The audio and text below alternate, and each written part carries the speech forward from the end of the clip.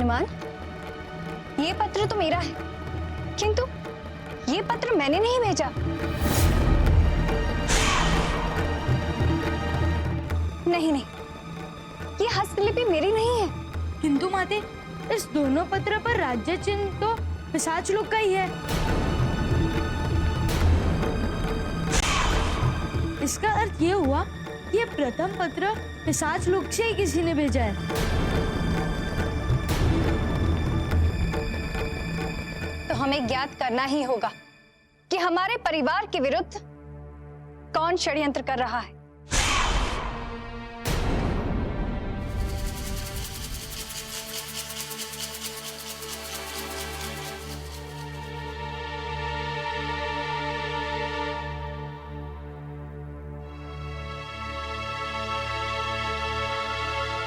हमारा भेद खुल सकता है मंगल।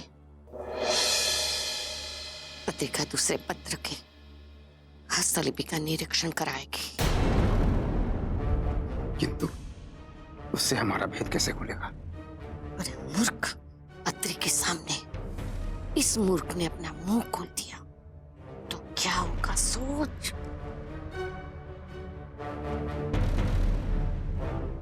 तो इस भेद को सदा के लिए भेद बनाए रखने का समय आ गया है।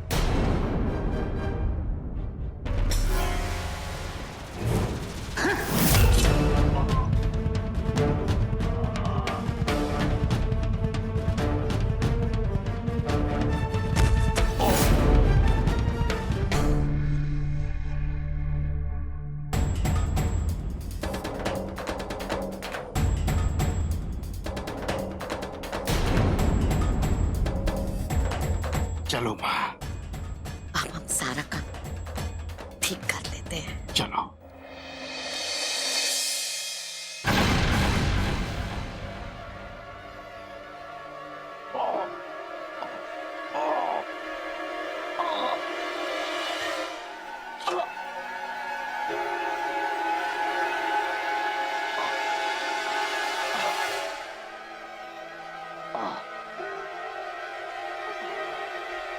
इतना सब कुछ तुम दोनों के लिए मैंने किया है, और तुम, किंतु यदि मैं अभी अद्रिका को जाकर सारा सत्य बता देता हूं तो मेरा सत्य प्रतीत नहीं होगा। मुझे सही समय की प्रतीक्षा करनी होगी, स्वयं को ठीक होने तक किसी सुरक्षित स्थान पर छुपाना होगा। तो मैं जाऊंगा। हाँ, एक स्थान है, मैं स्वयं को वहां छुपा सकता हूं। हाँ,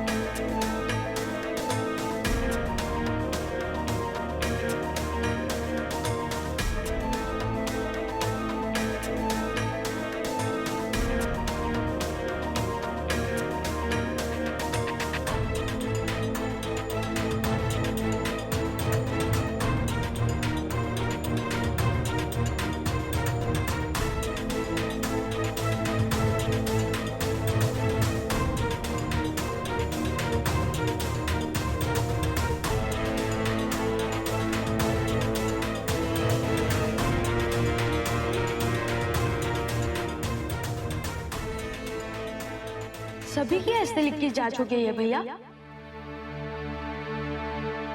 किंतु इनमें से तो कोई भी नहीं है। जिसका हस्तलेख इस दिव्य पत्र के हस्तलेख से मिलता हो। पर कौन हो सकता है? कोई तो बचा होगा मेरे अनुज। अब तो बस महामंत्री जी और भर्तो ही बचे, किंतु वो दोनों तो बहुत ही विश्वास पात्र हैं। उनके हस्तलेख की जांच? सत्य की परीक्षा करने से क्या डरना छोटी माँ? यदि वो दोनों निरपराधी हैं, तो अपने हस्तलेख जांच करवाने से हिचकिचाएंगे नहीं। अवश्य। आपका तर्क 100% कसौटी पर है। लाई, मैं भी अपने हस्तलेख की जांच करा लेता हूं।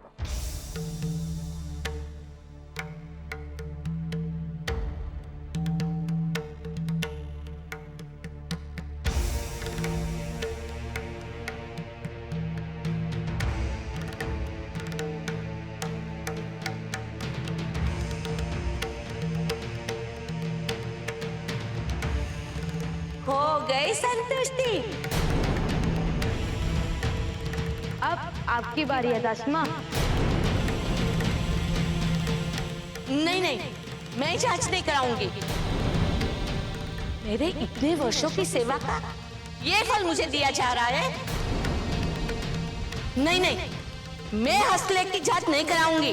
तो मुझे माता की आज्ञा का पालन करना होगा दासमा।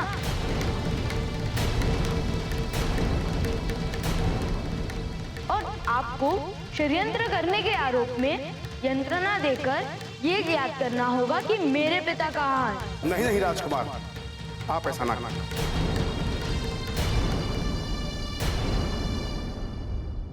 मां, आप एक छोटे से कार्य के लिए क्यों मना कर रहे हैं? कर दीजिए। ये मेरे मान के विमुख है। क्या यही है मेरी इतने वर्षों की सेवा का फल? नहीं भर्तो, ये आपकी सेवा का फल नहीं है। ये तो मात्र एक प्रयोग है। यदि आपने कोई अपराध नहीं किया है, तो फिर आप संकोच क्यों कर रही हैं? हर किसी ने हस्तलेख की जांच कराई और महामंत्री जी ने भी तो सहर्ष ये कार्य करवाया है ना? मां, कर दीजिए। ठीक है।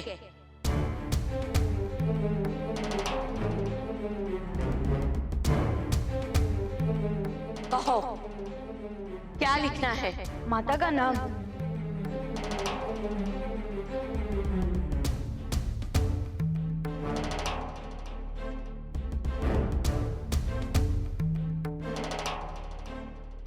ये तो और भी गहन समस्या हो गई। पूरे राज्य में किसी का हस्तलेख मिल ही नहीं रहा, तो फिर हमारे निजी पत्र और हमारे राज्य की प्रमाणना इस पत्र में कैसे आई? हरमादूत,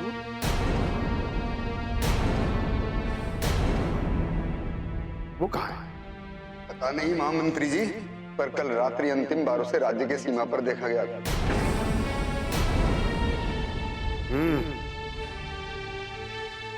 क्या उसके हस्तलेख की जांच कर लिया आपने?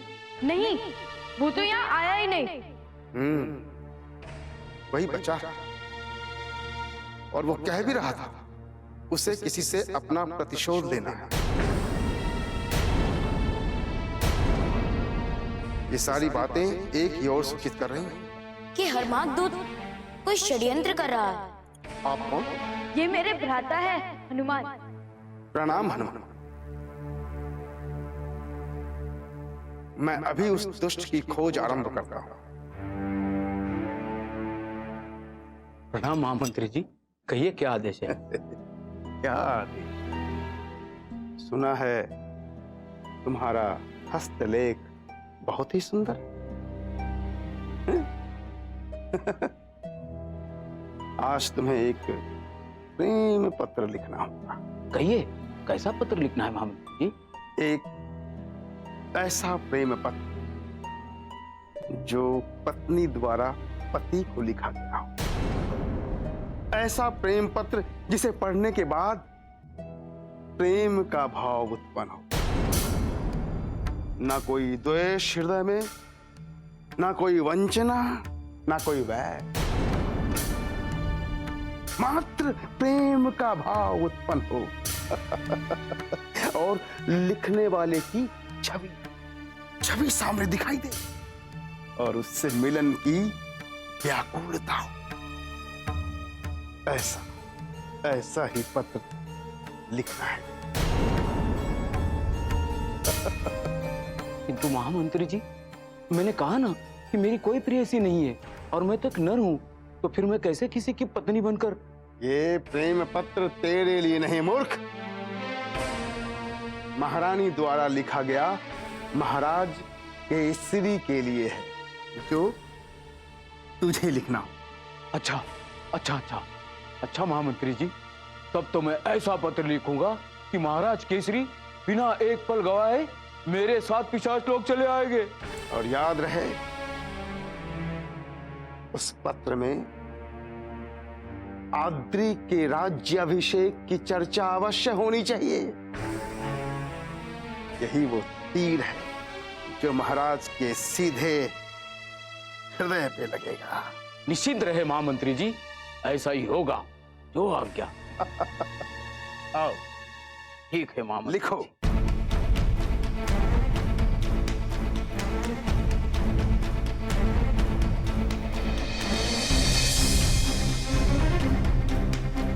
महामंत्री जी, पत्र तो तैयार हुआ, किंतु कदाचित किसी कारण से महाराज केसरी मेरे साथ आने के लिए तैयार नहीं हुए तो? केसरी अगर नहीं आया तो तुम जानते हो कि मैं तुम्हारे साथ क्या कर सकता हूं।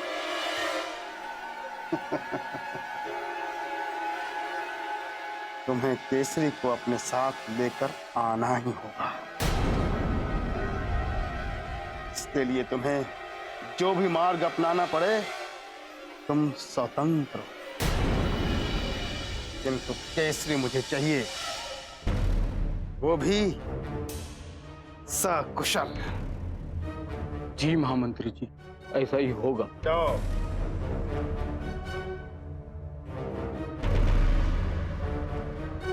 बस अब तो मुझे केसरी के आने की ही प्रतीक्षा है।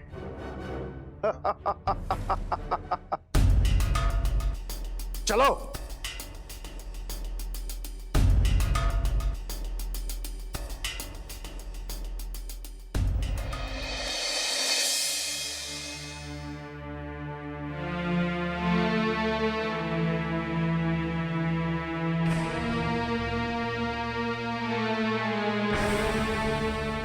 मुझे कुछ दिनों तक सुमेरु में शरण लेनी चाहिए।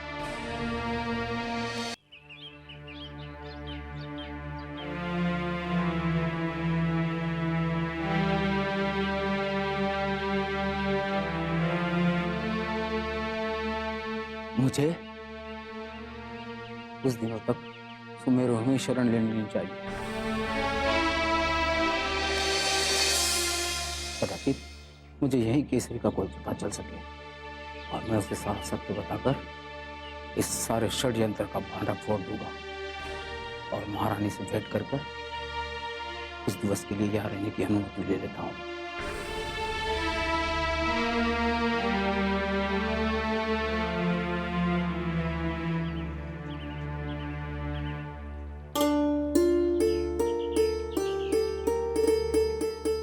महोदय, क्या हुआ आपको?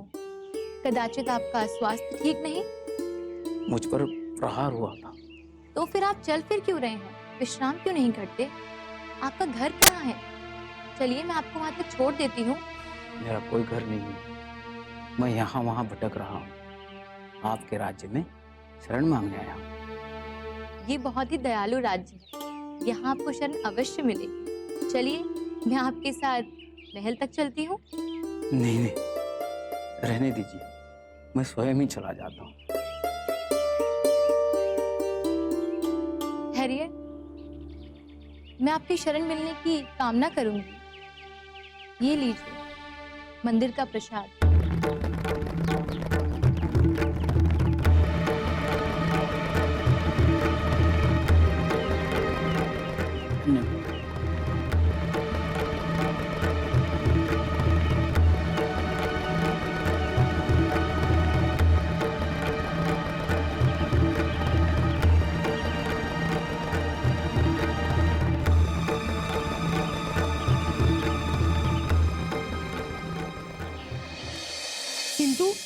षड्यंत्रकारी दूत जा कर सकता है।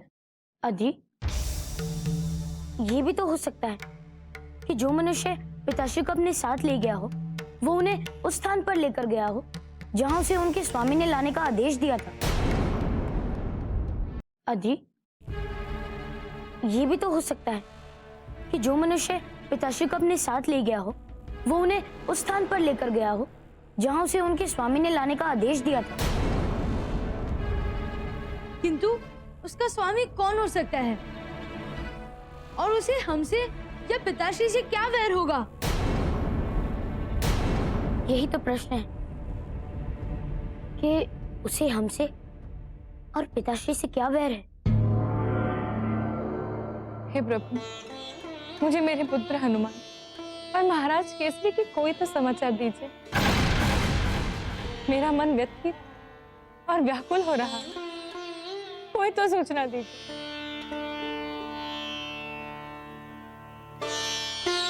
महारानी की जय हो। कहो सैनिक। महारानी, कोई दूध?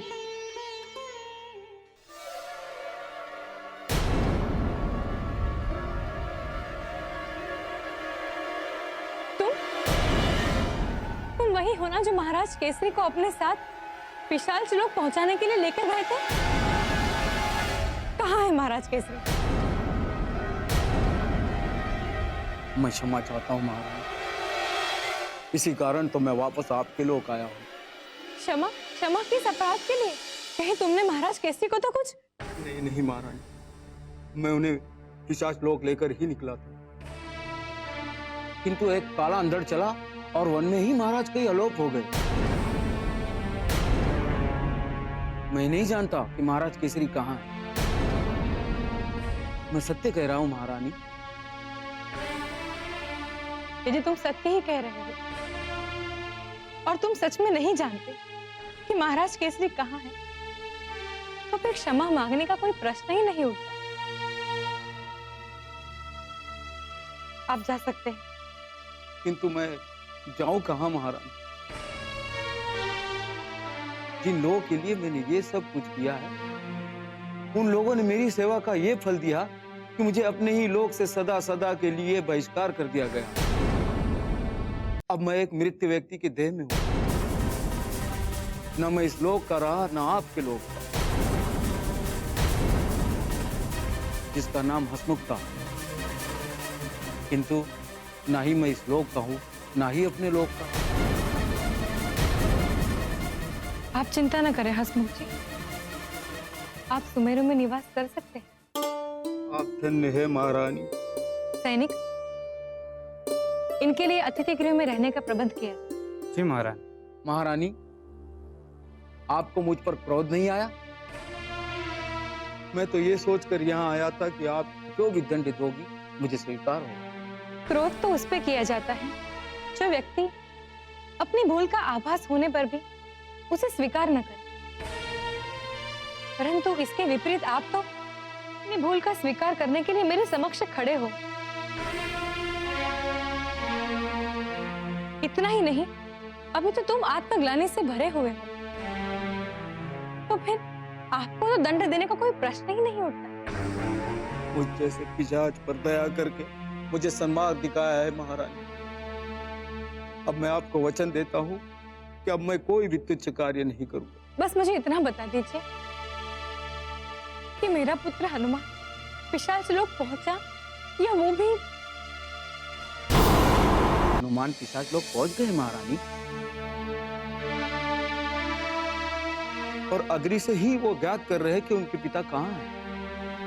हनुमान पिशाच लोक पहुंच चुके हैं तो ये ज्ञात कर ही लेंगे कि महाराज केसरी कहाँ है। धन्यवाद हसमुख, मैं आपको हसमुख कहकर ही पुकारूंगी। मुझे स्वीकार है महारानी। पुनः आपका धन्यवाद है कि आपने मुझे आपके राज्य में शरण दी। अब आप जाकर विश्राम करें। जो आज्ञा।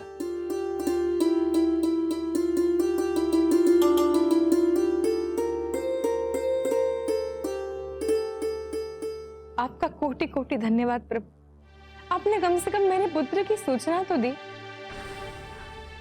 और हनुमान केसरी कहाँ है ये ज्ञात कर ही लेंगे। इतनी संतुष्टि तो है मुझे।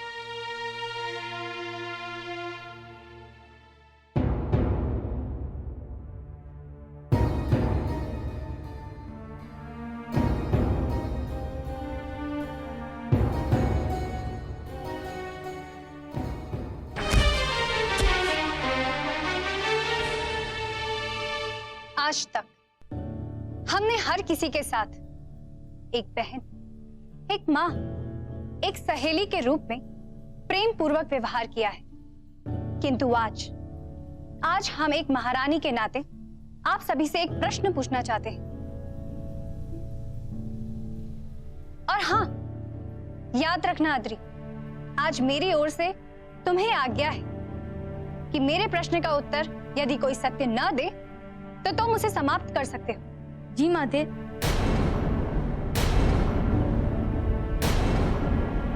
आज हमने इस कारण से आप सभी को यहाँ पे उपस्थित किया है, सभी की हस्तलेख की जांच के उपरांत हम इस निर्णय पर आए कि आप में से कोई भी इस वृत्त पत्र का लेखक नहीं था। एक दूत जो इस लोक से चला गया, कदाचित उसी ने यह पत्र लिखा है।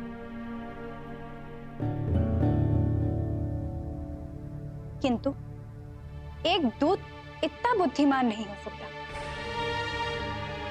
कि वो अकेले ही इस कार्य को संपादित कर सके।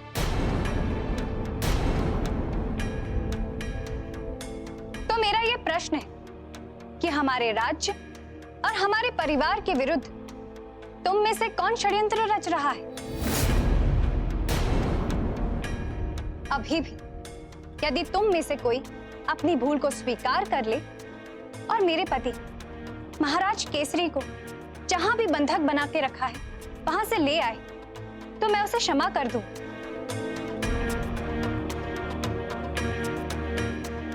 किंतु यदि मुझे बाद में कुछ ज्ञात होता है तो? महारानी जी, यदि आपको किसी पर भी संदेह हो तो कहिए। संदेह तो हर पिशाच पे है दासी माँ। उस संदेह के घेरे से तो आप भी अछूते नहीं। किंतु माँ आज समय को ना व्यर्थ करते हुए सत्य का पता लगाना चाहती है। मैंने कहा था ना कि यदि मुंह खोलोगे तो मुंह की खाओगे। ढूंढने दो इन्हें केसरी को, हमें भी तो पता चले कि वस्तुतः वो गया तो गया कहाँ, और हमारे अलावा इनका दूसरा शत्रु कौन है। मैं हर किसी को 3 क्षणों का समय देता हूँ।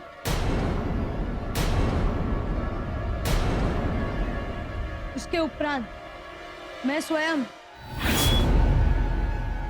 सत्य का परीक्षण करने के लिए हर किसी की जांच करूंगा। हाथ आगे करो।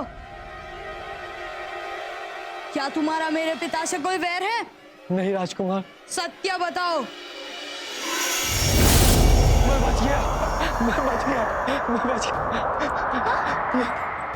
ये सब क्या हुआ? अद्री, हनुमान, महारानी, मेरे पुत्र कहाँ है? कहाँ है मेरे पुत्र? ये कैसे ढूंढी? कौन जाने कहाँ ले गई राजकुमार अद्री को? पता करो भरतो, मेरे पुत्र कहाँ है? पता लगाओ मेरे पुत्र कहाँ है? मेरे पुत्र कहाँ है भरतो? महारानी, महारानी जी।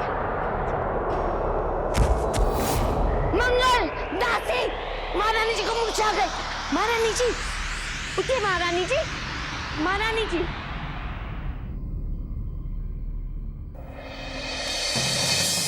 राते, राते, कहाँ? राते, राते, अद्री, अद्री, अद्री, अद्री, राते तुम कहाँ हो?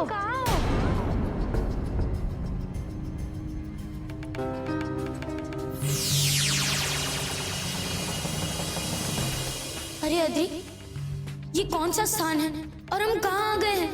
भ्राते, मैं भी नहीं जानता। मैं स्वयं इस अंधकारी स्थान पर प्रथम बार आया हूँ। किंतु अभी तो हम तुम्हारे महल में थे, फिर यहाँ कैसे? मैं नहीं जानता भैया, मुझे सचमुच कुछ नहीं पता। उस सैनिक का जो मैं हाथ काटने वाला था, क्या उसने ये माया स्थान रचा है? नहीं नहीं, ऐसा नहीं हो सकता। ये स्थान या तो प्रकृति रच सकती है या फिर कोई महामायावी। और यदि वो मनुष्य उतना मायावी होता तो तुम्हारे महल में दास क्यों होता? तो फिर हमारे साथ ऐसा कौन कर सकता है भैया? वही तो मैं सोच रहा हूँ। मुझे एक पल शांत मस्तक से सोचने दो।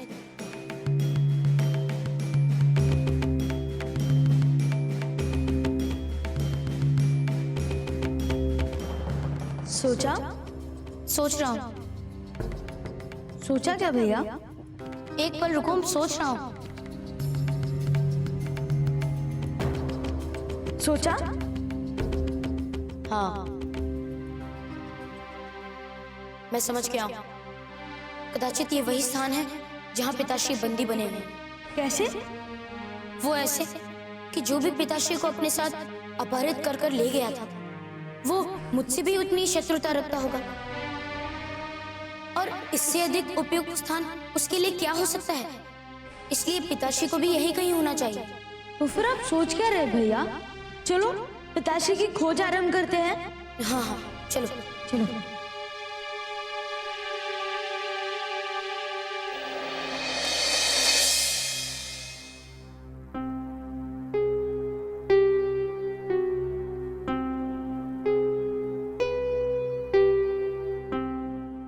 खड़ी खड़ी क्या देख रही हो?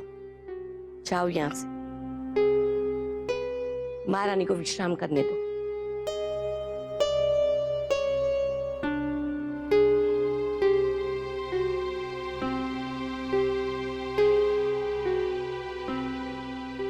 माँ, तुम कहो तो इसे अभी ही समाप्त कर दे। इसके दोनों पुत्र तो पहले से ही अलोप हैं। यही समय है इसे अपने मार्ग से हटाने का। और अभी कुछ क्षण के बाद यदि वो दोनों लौट आए तो क्या कहोगे? तो क्या हम उन दोनों के आने की प्रतीक्षा करें? हाँ, और आते ही दोनों को समाप्त करने के उपरांत इसकी बारी। माँ, मुझसे प्रतीक्षा नहीं हो रही है। भोजन सामने रखा है और आप कह रही हैं कि बाद में खाना। इसीलिए कह रही हूं कि इस भोजन में जो विष है वो पहले दूर कर लो। इससे अच्छा है मैं यहाँ से चला जाता हूँ। जब तक ये इस तरह मेरी अवस्था में पड़ी रहेगी, मेरा ये खड़क इसके रक्त पीने के लिए व्याकुल रहेगा। मैं जाता हूँ।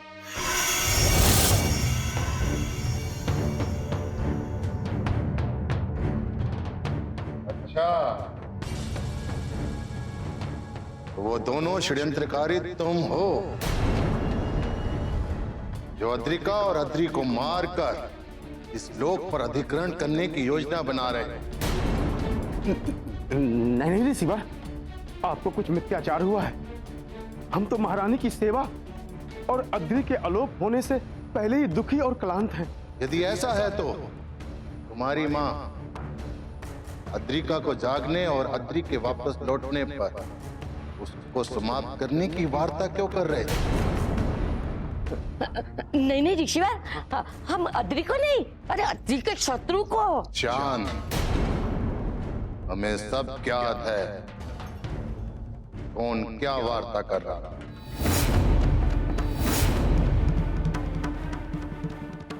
ऋषिवर, हमें क्षमा कर दीजिए, क्षमा कर दीजिए हमें। हम तो हीरो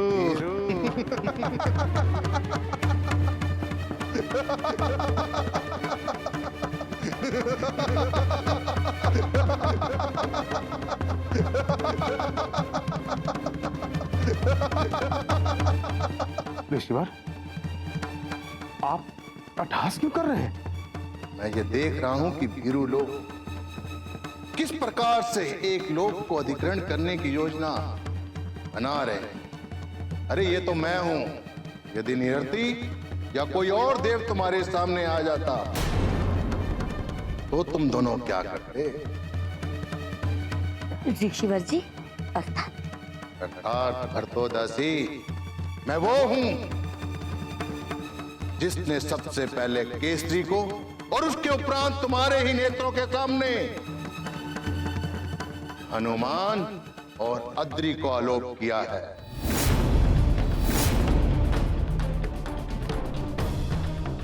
किंतु कैसे, क्यों?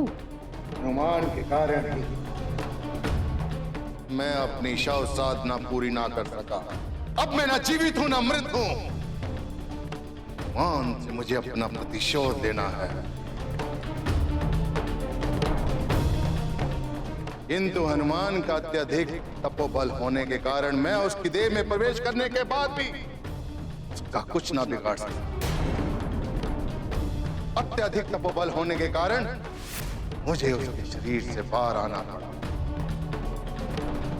ये तो मैंने केसरी को एक पिशाच के साथ जाते हुए देखा। मैंने हनुमान को दुखी और उसको समाप्त करने का उपाय सोच लिया और मैंने केसरी को अपहृत करके अपनी माया क्षेत्र में रख लिया। किंतु आपने अद्री और हनुमान को क्यों अपहृत किया? क्योंकि अब मुझे अपनी क्रीड़ा के लिए 3 व्यक्तियों की आवश्यकता है।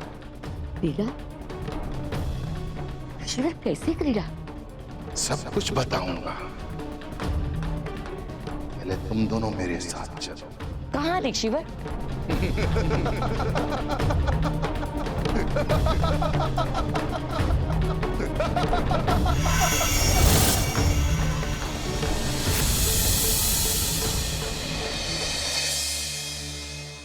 भैया, हम कब तक इसी प्रकार चलते रहेंगे?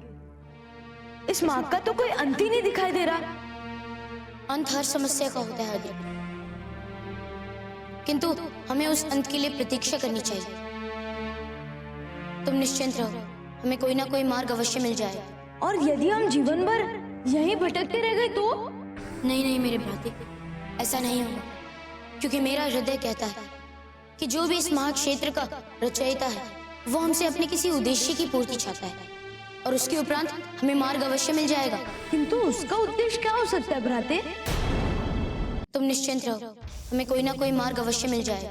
और यदि हम जीवन भर यहीं भटकते रह गए तो? नहीं नहीं मेरे भ्राते, ऐसा नहीं होगा, क्योंकि मेरा हृदय कहता है कि जो भी इस महाक्षेत्र का रचयिता है वो हमसे अपने किसी उद्देश्य की पूर्ति चाहता है और उसके उपरांत हमें मार्ग अवश्य मिल जाएगा। किंतु उसका उद्देश्य क्या हो सकता है भ्राते? चलते रहो, उद्देश्य भी ज्ञात हो जाएगा।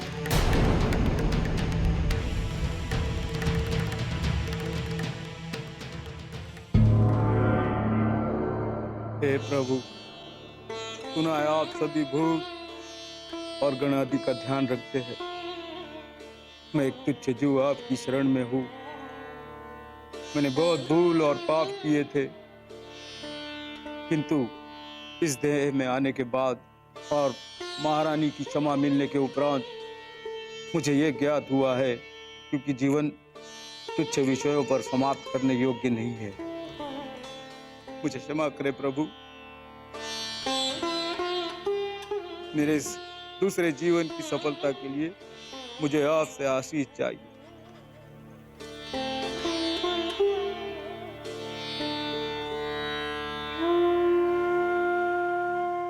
ये आपने सही निर्णय लिया है हसमुख जी।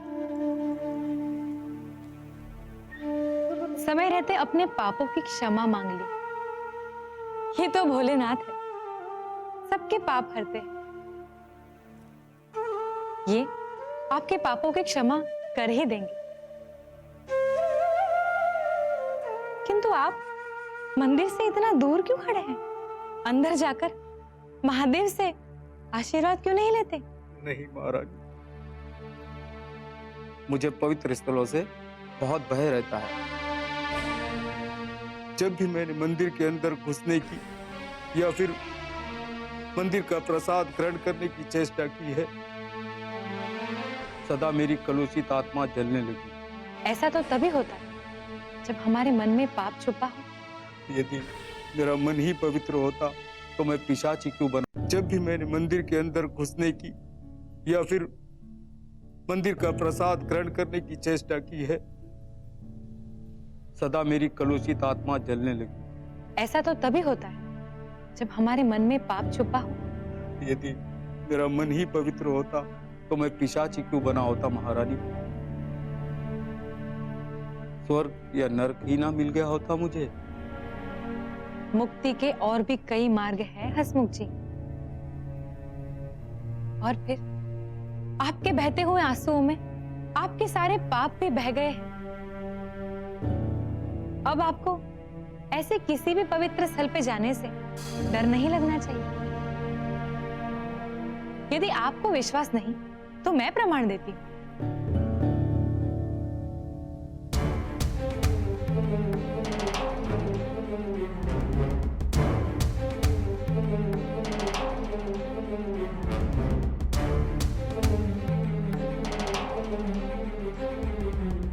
ये लीजिए हसमुख जी, शिव जी का प्रसाद।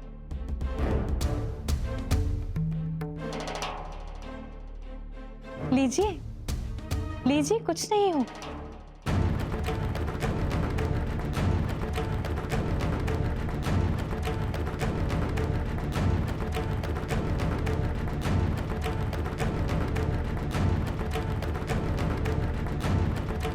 क्या इस बार कोई ज्वाला प्रतीत हुई? अपने नेत्र खोलिए हसमुख जी और सत्य को देखिए। प्रभु शिव का प्रसाद आपके हाथों में है।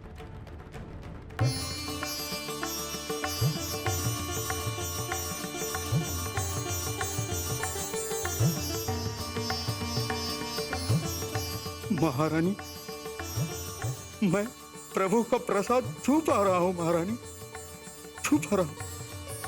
अब आप इस प्रसाद को ग्रहण कीजिए, ग्रहण कीजिए इस प्रसाद को हसमुख जी। मेरा विश्वास है कि आपको कुछ नहीं होगा।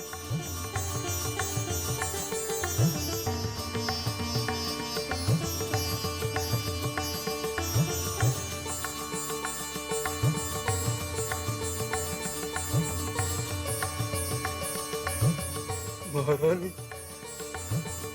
महारानी, आपके कारण मेरे सारे पाप कट गए, मैं मुक्त हो गया। नहीं हसमुख जी, ये मुक्ति नहीं है, ये तो आपकी एक अनुमति है। अनुमति? हाँ, ये तो शिव जी ने आपको एक अनुमति दी है कि अब आप भी सत्कर्म कर सकते हैं, दीन और दरिद्र के कष्ट दूर करें, परमार्थ के रास्ते पर चल के शिव जी का इसी प्रकार शेष जीवन ध्यान करके व्यतीत करें। किंतु पहले मैं अपना मन शांत करना चाहता हूँ महारानी, वो कैसे करूं? उसके लिए आपको वन में जाना होगा और कोई एकांत स्थल खोजना होगा और वहां जाकर प्रभु शिव जी की आराधना करें। महारानी, आप तीनों ही पूजनीय हैं। अब क्या हुआ?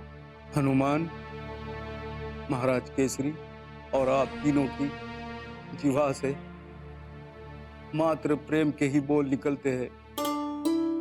कोई कितना ही पापी क्यों न हो, आपके सानिध्य में रहकर वो भी सन्मार्गी हो जाएगा। मैं भी आपको वचन देता हूं कि हनुमान के लौटने तक एक सभ्य और संस्कारी पिशाच बनकर दिखाऊंगा। सभ्य और संस्कृत बन जाओगे तो पिशाच कैसे रहोगे? मुक्ति भी हो गई तो भी मैं आपका ही गुणगान करता रहूंगा महारानी। मैं तो बस इतना ही चाहती हूँ कि आप और आपके जैसे सुमेरु के अनेक निवासी हमेशा प्रसन्न रहें। मैं भी सुमेरु के लिए प्रभु से प्रार्थना करूंगा।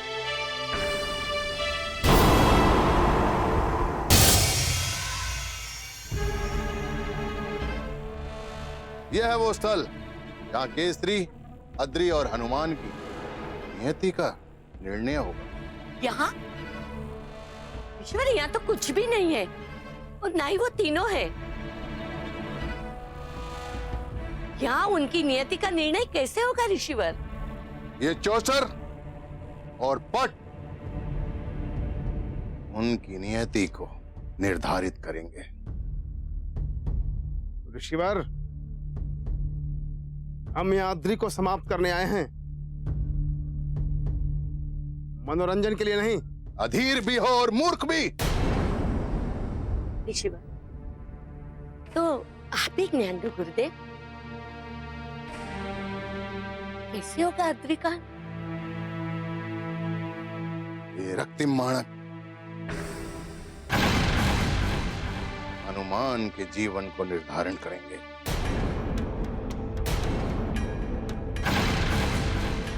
हरित माणक केसरी का और पीत माणक अद्री के जीवन का निर्धारण करेंगे।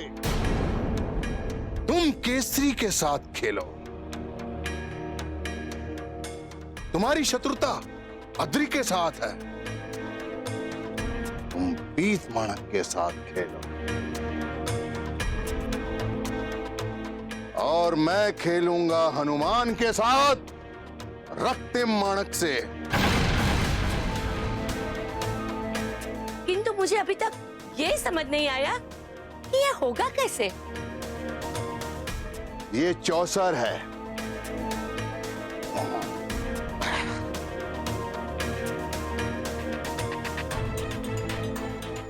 ये चौसर है और ये मेरे माया क्षेत्र का प्रकट रूप है हम तीनों के सामने।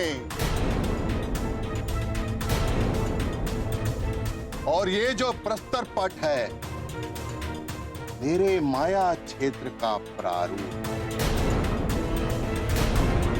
इस प्रस्तर पट पर मैं जो कुछ भी अंकित करूंगा वो मेरे माया क्षेत्र में प्रकट हो जाए। ईश्वर, किंतु इससे क्या होगा? मेरे माया क्षेत्र की सबसे बड़ी विशेषता यह है कि जो भी व्यक्ति इस माया क्षेत्र में अधिक से अधिक समय व्यतीत करेगा, फिर चाहे उसका दैहिक बल हो, आत्म बल हो या फिर तपोबल हो, इस माया क्षेत्र में धीरे धीरे घुलता जाएगा। अर्थात जो जितना समय इस माया क्षेत्र में रहेगा वो उतना ही अधिक निर्बल होता जाएगा। अस्तु। तो ऋषिवर सोच क्या रहे हैं? चौसर आरंभ करें? एक बात और, इस क्रीड़ा में कोई एक तो विजयी होगा। अर्थात इनके कहने का तात्पर्य ये है कि हम तीनों में से किसी एक का सभी मानक किसी से पूर्व अपनी यात्रा पूर्ण कर ही लेगा ना, तो वो खिलाड़ी विजयी होगा। विजय होने का क्या अर्थ है माते? विजयी व्यक्ति ही उस लोक का राजा बनेगा। हमें ये स्वीकार नहीं है। तो जाओ, फिर कर लो रानी को समाप्त। फिर मैं यहां से सभी सूचनाएं अद्री को दे दूंगा और तुम्हारा अंत करा दूंगा। और जब मैं एक बार अद्री और हनुमान को अपने माया क्षेत्र में कैद कर सकता हूं, तो सोचो उन्हें ना अपने माया क्षेत्र में बंदी बनाना कितना सरल होगा। मैं उसके उपरांत पिशाच लोक का राजा बन जाऊंगा। नहीं ऋषिवर, आप ऐसा ना करें, ये तो मूर्ख है। ऋषिवर, हम ये चौसर का खेल खेलेंगे, किंतु आपको ये वचन देना होगा, पराजित मानक इसी माया क्षेत्र में समाप्त हो जाएगा और विजयी खिलाड़ी अपने मानक को स्वयं ही समाप्त कर देगा। और इस खेल में विजयी कोई भी रहे, आप उसकी पिशाच लोक का अधिपति बनने में सहायता करेंगे। मैं वचन देता हूं। तो चलिए इस क्रीड़ा का आरंभ करते हैं।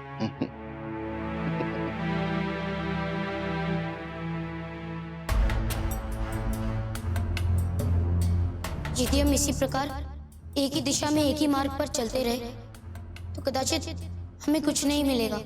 तो हमें क्या करना चाहिए भैया? मुझे लगता है हमें अलग अलग मार्ग पर चलकर पिताश्री की खोज करनी चाहिए। किंतु हम दोनों में से किसी को पिताश्री मिल गए तो दूसरे को कैसे ज्ञात होगा कि उसे पिताश्री मिल गए? ये भी एक समस्या है। हाँ, एक कार्य है अद्री, मैं अपना ये एक कलाई का कड़ा यहाँ छोड़ देता हूँ और एक प्रहर के उपरांत हम दोनों यहाँ भेंट करेंगे। यदि तुम्हें पिताश्री मिल गए तो उन्हें लेकर तुम यहाँ आ जाना, और यदि मुझे मिल गए तो मैं लेकर आ जाऊंगा। और फिर उसके उपरांत हम तीनों मिलकर इस अंधमार्ग से निकलने का कोई उपाय सोचेंगे। ठीक है।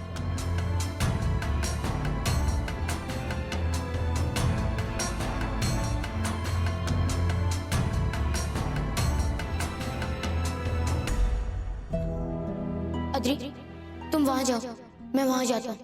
ठीक है, जाओ।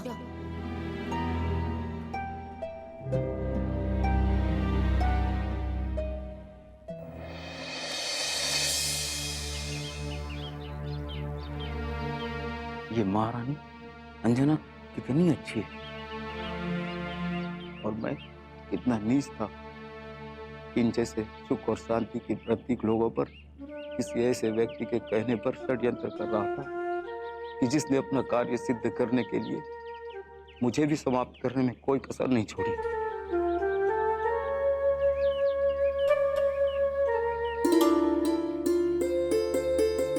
अरे वही स्त्री, ये मुझे इतनी प्रीतिकार क्यों लगती है? क्या मुझे इससे प्रेम होने लगा है? क्या मैं जाकर इससे वार्ता की प्रार्थना करूं? नहीं, अभी वो समय नहीं आया है कि मैं अपने मन की व्यथा इस स्त्री को कहूं। यदि प्रभु ने मेरा भाग्य बदलने और मेरी नियति को पुनर्स्थापित करने का मुझे सन्मार्ग दिखाया है, तो पहले मुझे स्वयं को एक सभ्य और संस्कारी पुरुष के रूप में सिद्ध करना होगा। तभी तो मैं किसी के प्रेम योग्य हो पाऊंगा, अन्यथा नहीं।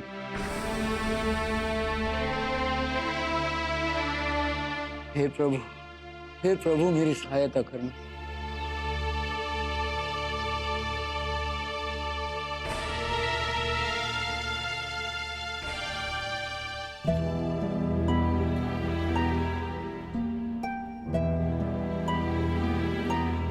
मैं उस दिशा में जाकर देखता हूँ, कदाचित कोई मार्ग मिले।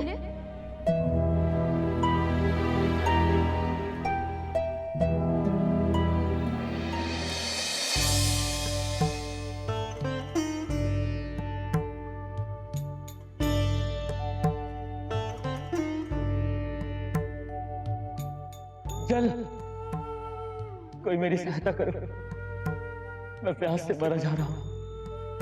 हनुमान, हनुमान, पुत्र मुझे क्षमा करना। कदाचित मैं तुम्हारा राज्य अभिषेक भी नहीं कर पाऊंगा। पुत्र अद्री, मेरे द्वारा तुम्हारा भी राज्य अभिषेक नहीं हो पाएगा। कितना अभागा हूं मैं, दो पुत्र होते हुए भी अपने जीवन के अंतिम समय एकाकी व्यतीत कर रहा हूं।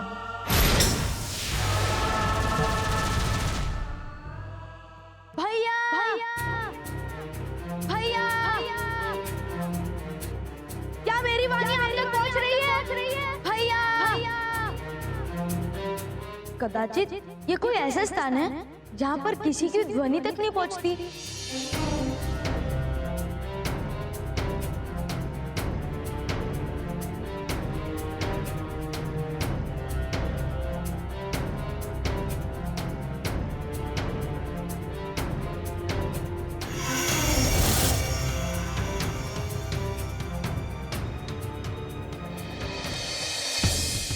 अब मेरे फेंके गए पांसों से हनुमान चलेगा 3 पग। 3 पग बढ़ने पर उसके सामने एक नवीन रचना हो। पिताश्री, पिताश्री, पिताश्री, पिताश्री, पिताश्री, पिताश्री, पिताश्री, भ्राते, भ्राते, अद्री भ्राते, भ्राते, अद्री, अद्री, अद्री भ्राते, भ्राते, पिताश्री,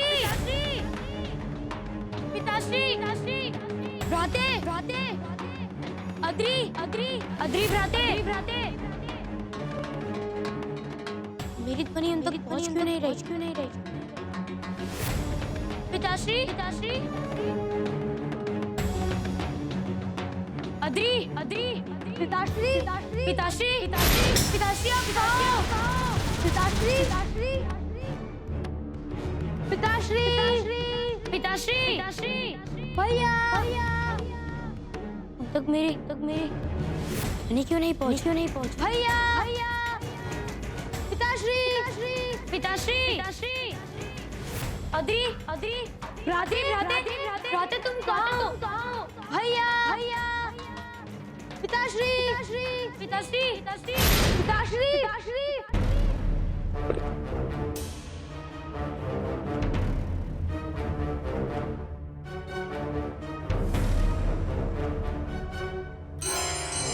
ऋषिवर, मैंने जो पासे फेंके थे मेरे पासों पर आप रेखांकित क्यों कर रहे हो? मैं स्वयं केसरी के लिए नवीन रचना करूंगी।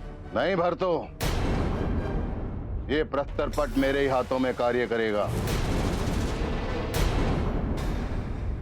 यदि तुम नवीन रचना बनाना चाहती हो तो मुझे कहो। ऋषिवर, केसरी के लिए एक ब्रह्म जाल का निर्माण कीजिए।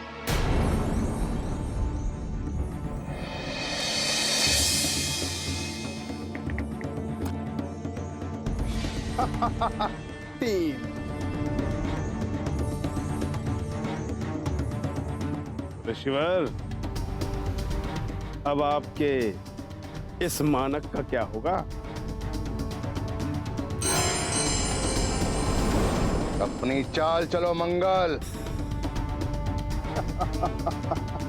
3 पाक चलाने पर तुम्हारे मानक की एक नवीन घटना प्रतीक्षा कर रही है।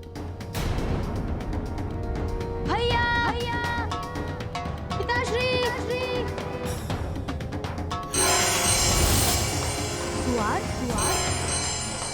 कदाचित ये बाहर जाने का मार्ग तो नहीं? यदि ऐसा है तो मुझे भैया को भी सूचित कर देना चाहिए, किंतु मैं ये सुनिश्चित कर लूं कि बाहर जाने का मार्ग तो नहीं।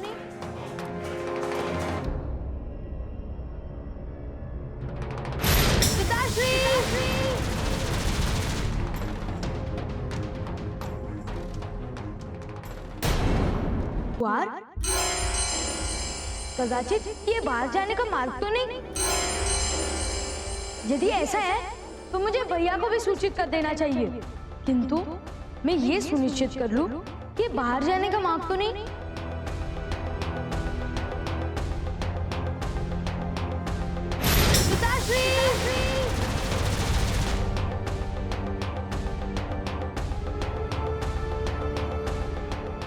ये बालक इस स्थान पर कैसे आया?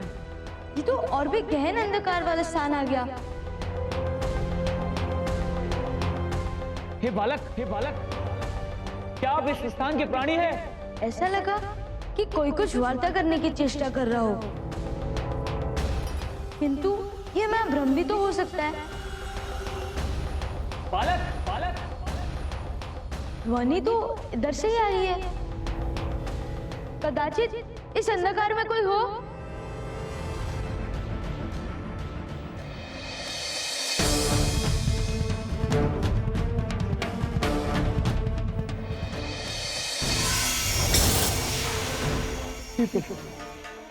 ये बालक कहाँ लोग? कहीं मेरी मति तो भ्रम नहीं होने लगी? हे प्रभु, अगर आज मेरे जीवन का अंतिम दिवस है तो मेरी आपसे विनती है, मुझे एक बार मेरी छोटी पत्नी अद्रिका को क्षमा मांगने का अवसर प्रदान कर। एक बार प्रभु।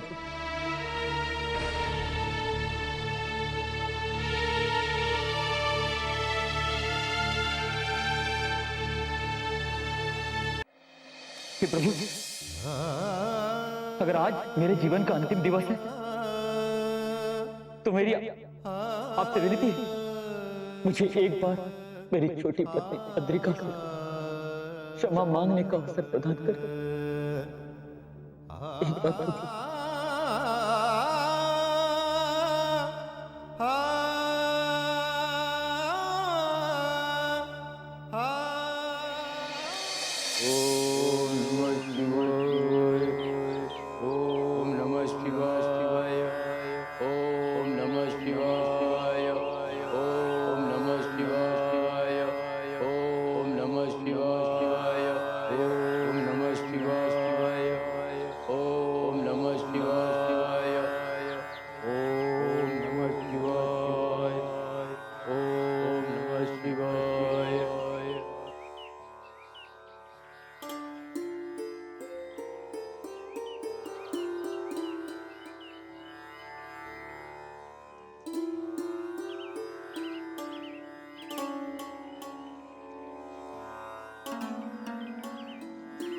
ओम नमः शिवाय।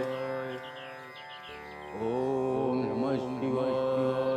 ओम नमः शिवाय। ओम नमः शिवाय। ओम नमः शिवाय।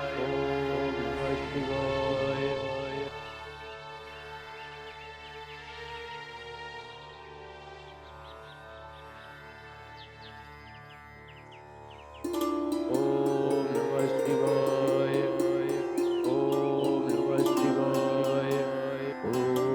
नमः शिवाय।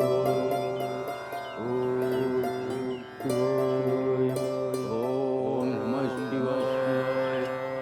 ओम नमः शिवाय। ओम नमः शिवाय।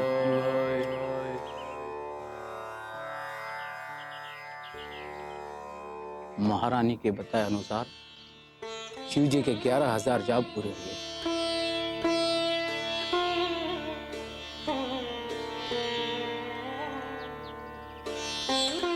हे प्रभु, एक ही दिन मैंने आपका जाप किया और आपने मेरे भोजन का प्रबंध कर दिया। हे प्रभु, मैं कितना बड़ा पापी था कि सारा जीवन आपकी सुध नहीं ली। यदि मैं सारा जीवन आपका तत्पर्य करता तो कदाचित पिशाच ही नहीं बनता। मुझे क्षमा कर देना प्रभु, क्षमा कर देना मुझे।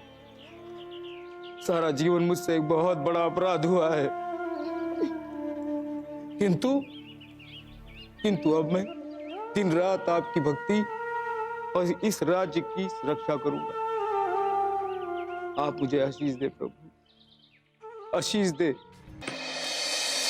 ये क्या ऋषिवर, ये क्या हो रहा? आप मुझसे ठगी कर रहे हैं? नहीं मंगल, मैंने कोई ठगी नहीं की। तो फिर ये आपका ये मानक 2 घर पीछे कैसे आ गया? आप अपना खेल खेलो बरतो। देखिए ऋषिवर,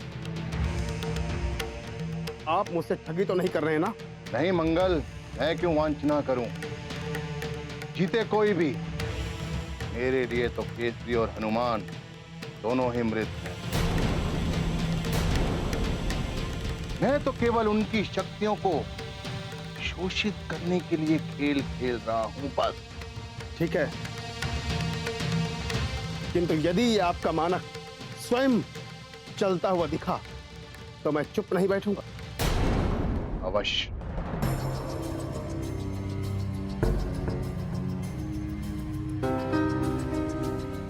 अरे ये क्या हो रहा है? मैं तो एक प्रहर से अधिक भटक रहा हूँ और ना तो उस स्थान का पता चल रहा है जहाँ मैंने अपनी कलाई का कड़ा छोड़ा था और ना ही अधरी का कुछ पता चल रहा है। हे प्रभु, मेरी सहायता कीजिए। मैंने एक ऐसे स्थान पर अपने भाई को स्वयं से अलग कर दिया है। प्रभु